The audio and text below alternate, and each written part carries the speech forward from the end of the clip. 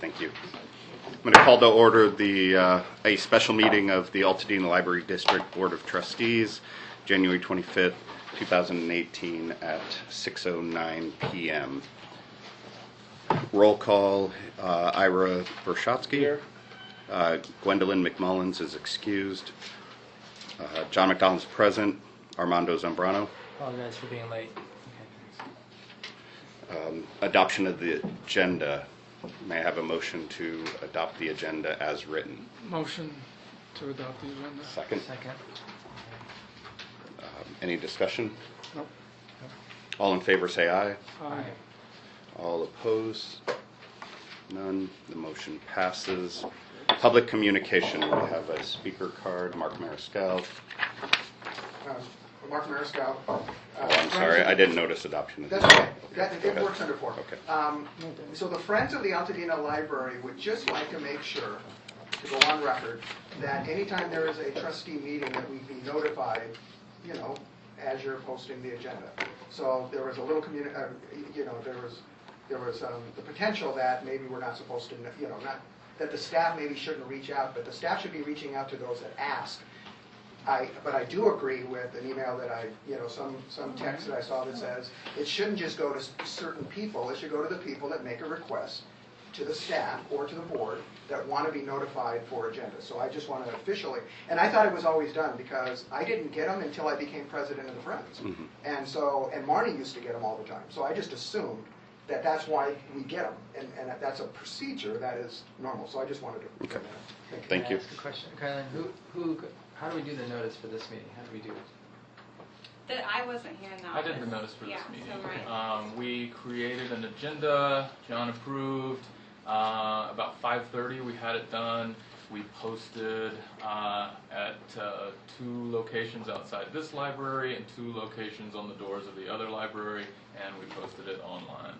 Is that consistent with what we've done in other? Right, and then what I think Mark is mentioning is when the agenda and board package goes out for regular meetings.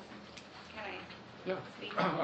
It gets sent to the Friends Foundation and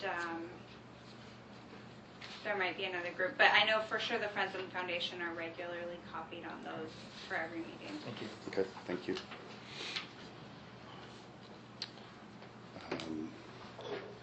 New business, designation of acting district director. Due to the district director notifying us that she would be on leave, our bylaws require us to name an acting director in the director's absence. We have cleared this with LA County Council, and this is the appropriate procedure. So may I have a motion and nomination to name an acting director? Sure. Motion. I name Brian Roy, acting director. Can I have a second? I have a question. Yes. Ryan, what is your title? What is it? My title is Public Services Director. So at the point when Mindy started, the title of that job was Principal Librarian. So it was the second level beneath the director. Under that starts the senior librarians. Librarian 2 goes down. So Mindy sort of expanded that job or changed it up a little bit from principal librarian and reapproved it as the public services director at an early board meeting after she began here. So it's technically a mix between an assistant director and a principal librarian. Follow-up question. Have you had the opportunity to do day-to-day running of the library? Or? Every time Mindy's been absent on vacation, out sick, anything like that, I'm the person in charge of the library. Okay, thank you. No additional questions. So I'll second the motion there. Before we get to discussion, Mark had a comment on 5A. Yeah. So I would just say that I don't know if I would say the library director actually changed the title, proposed it, but it would have been done in a budget process, so the board would have approved it. Yeah. I think. I may be wrong, but I would think that would be the way it would be done. With that in mind, we already know the bylaws need a lot of work, but the bylaws already call for an acting director in the absence. And so, you know, again, I think this whole thing of this meeting tonight, John, I really apologize to some extent. But, you know, the idea that an acting appointing, this appointment of an acting director, you know, without just saying you're following the regular, bylaws, just make it sound a little, it's just a little of an issue. But Armando's question, a very good question, because it is a different title, but still, the board approved it, and the board is doing other things with bylaws that aren't exactly following the, everything, because we know things need to be changed. So we can accept it, I think the community should be able to accept it. I can personally accept it, so I understand it. But I just think that this one step didn't need to happen, because you already have a rule in place, and maybe what the council or whoever, county council, whoever gave you the advice, it really says in the case of a prolonged absence, resignation, death. And so I don't know what prolonged means, but basically you're saying, if your procedures are 30 days, then I can see that being prolonged. So if that's how long, if it's only 2 weeks, I mean, we don't know how, and you can't really tell us, but if she's only out for 2 or 3 weeks, so I just want you to know why I just ran up the flagpole a little bit of the issue. So again, it's not any disrespect. Yeah, thank it's you. just the fact that it came so quick. And I thought, you have regular bylaws that say that normally he would be it. So that's thank you. And just to respond to that, county council, I did ask for a definition of prolonged, and they did define it, and they did tell us that we had to have a special meeting to name an acting director. So I appreciate that.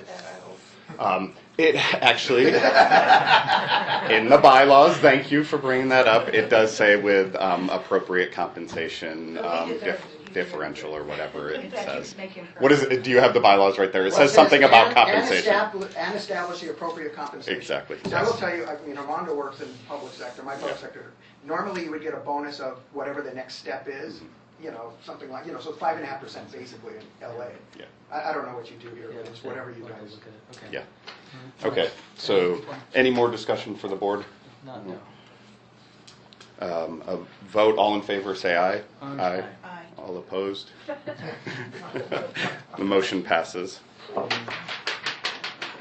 5B, since we were having a special meeting, and we knew that we would need to review the financial procedures, staff worked very hard today to document the appropriate way to go about adding a signatory for our financial transactions.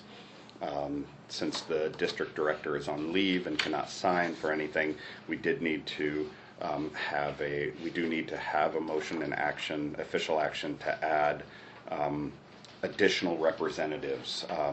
Our resolution reads, whereas the Chase Bank requires a resolution from the governing body of the Altadena Library District listing the authorized signers on all bank accounts and safe deposit box whenever a change occurs, therefore be it resolved that the bank is authorized to pay out funds from the following accounts with any 2 signatures of the individuals whose names and titles are listed below on behalf of the Altadena Library District. The account types that we have on file are a business money market account, a business checking account, and a second business checking account. Authorized representatives, Mindy Kate remains as district director as a signatory. William Ryan Roy will be added as an acting district director. Additional authorized signers will include Estella Terrazas, collection development manager, and as our tradition holds and procedures, trustees are also added as authorized signers, Ira Brashatsky and Armando Zambrano. Adopted at the special meeting of the Board of Trustees of the Altadena Library District, the 25th day of January 2018. Public comment, Mark. Mark Mariscal, so I just, for anybody in the public, I don't want you to think that having trustees as authorized signatures is not appropriate, because it is. And when I was a trustee, I was a signature on there. When Howard was president, he was. Dale, you probably were. So it's a regular course of business. So in case anybody thinks that that's not appropriate, it is appropriate, very appropriate, actually. Yeah, and to clarify, 2 people will need to sign, right? So I'm not actually sure what the So- official procedures are. On our form, two Yep. trustees will sign the resolution. Okay. For any checks that we pay out, must have two signatures from Okay. designated signees. Is there a dollar Is threshold? there a threshold? Anything under $10,000 does not need the board's approval. Anything over $10,000, as far as our Chase Bank guidelines, I'm not Mm-hmm. sure. But what about in terms of two signatures? How big does the check have to be Any check. to get two signatures? Every check has two signatures? Okay. Every check? Right. Okay, very good. I'm good. Okay, may I have a motion to pass resolution number 201802? Yeah, one more question. Excuse me. sorry. Do we use a credit card? Don't we purchase stuff like through Amazon or something? Is that Yeah, tied? multiple, so probably what, Yeah, maybe 10 staff members. have yeah, credit cards. like, yeah, 30%. This doesn't change. This doesn't change Change that. that, okay. No. The credit cards have limits. Anybody that holds in some of those, maybe $500, some maybe more, depending on the position. I'll motion. Okay. So what am I motioning? Adoption of the resolution. What's the number of the resolution? Adopt the resolution number 201802, establishing authorized signatures. You have the motion. I'll second that motion. All in favor, say aye. Aye. Aye. All opposed? None. Resolution passes. The third item of business, announcement of the open board of library trustees position. Due to the resignation of our esteemed colleague Adelila Zalata Garcia happening late on Sunday night, we were not able to post that officially on the board agenda. So to get an official notice to the public that there's an open board seat, we added it to tonight's meeting. So that's simply a procedural action to start the process of advertising for the open board position. Can I ask Public comment, sure. a couple of questions on that? Can someone who has already been a member of the board become a member again? What is the criteria and who makes the decision? I think that exceeds my knowledge base of, Carolyn, do What you have we the qualification know. statement? are there term limits? I don't think we have any term I've limits. looked at your bylaws, I don't think you have No. term limits. I don't think so there's anybody any, can come yeah. back.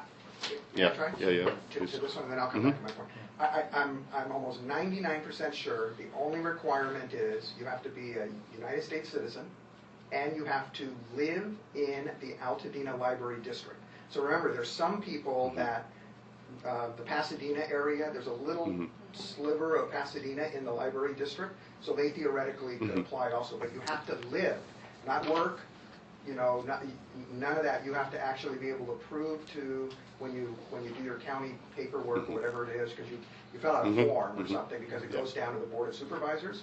So, you can't use, you can use a P.O. box, but you still have to prove your address of where you live, so. So that's the only criteria? I'm almost, Pretty- There's also correct me if I'm wrong, but I think that's the only thing.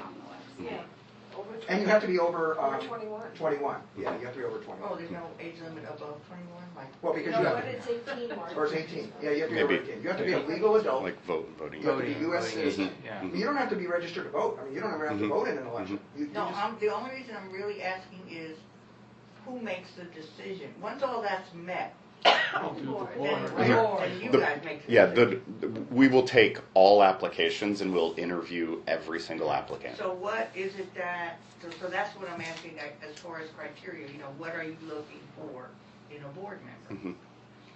I guess that's my question.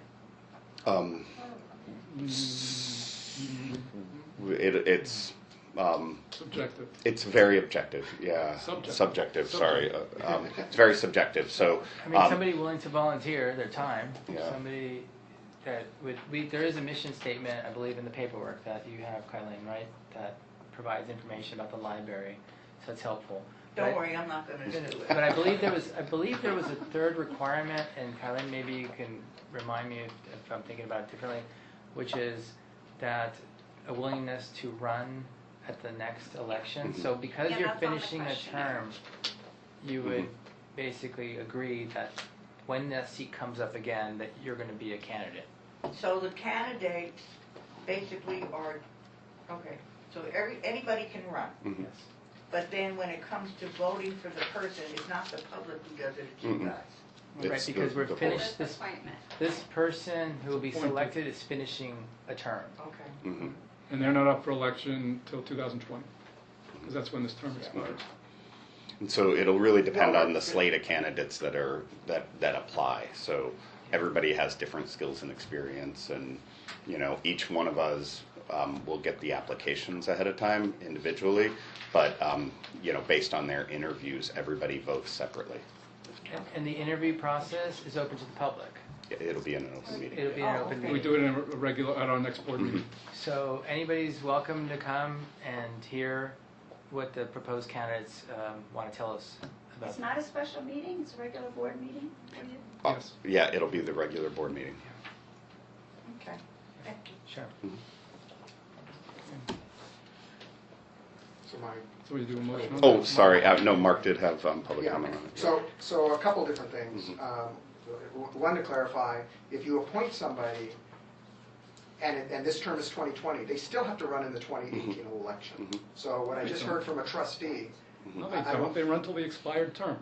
That's No. when they're up again. no, when they are appointed, they have to run at the next election, and then they also will have to run in 2020. They are just running to fill, but they need to run again, and you can double check that with county council. I'm gonna be calling the county Yeah, tomorrow. there's a whole election The law on it. election Yeah. coordination. So with that, your bylaws do not call it you have to do it within 60 days, because we heard that at the last board meeting. And again, so I'm sure you've looked at them again recently. So you can choose to, instead of actually call for an appointment, because you're gonna have the 2018 election that this person is gonna have to run for anyway, you could just call for, you're gonna fill it by going with the next special district election. Special district meaning the Altadena Library District, not a special that it's something out, but the next time there's an election, and since the next election filing is just in a few months, it almost makes logical sense that instead of going through the whole interview process, you could do that. The other thing that you can do, because I think I heard someone, Ira might have said it a little different, I want to make sure I understood it correctly, or maybe you said it, Armando, they do not have to run in the 2018. That might be a criteria you want, but you guys might find somebody that says they don't want to and won't run in 2018, and that might be a reason for you to select them. And that is a very legitimate. I mean, there are many entities. I mean, just think of the guy in San Francisco who took that appointment of the mayor, Lee, whatever, the guy just died recently. I mean, he took it and he told them he wasn't going to run. He changed his mind. But that was one of the reasons they selected him. So you can take that criteria, and you don't even have to state that, to the public. You guys can debate that when you do. You just have to Yeah. debate it openly. I believe I'm recalling from the supplemental questionnaire, is that correct? Right. That's what is in the existing supplemental questionnaire, is Oh. the, So you'll just go with that procedure then. well, we'll see. And I'm gonna be working with Chloe to put everything out there and market it. But I will be putting that questionnaire on the website, and they submit that, their resume, and I think a letter of interest to go in with the next one. Okay, I don't think we need to take action on that. That's just a notice that there's an open board seat. So agenda items for future agendas? Sorry. Point of order. I think you need to take action, because it says in here that you have to either, within 60 days, you either have to say you're going to appoint a trustee or call for an election. So I think what you're actually saying is you're calling for an election. I suggest you make that motion and approve going forward with an appointment, so that the staff can do the work. Because if you don't do that, you might, you will talk to county council, and you might have to do it again. It seems fine. Can I have a motion to begin the process of an That's appointment? Armando. Yeah, so I'll make that motion, but with the idea that it is going to be, that selection process will happen at the next meeting. Yes. Yes, okay.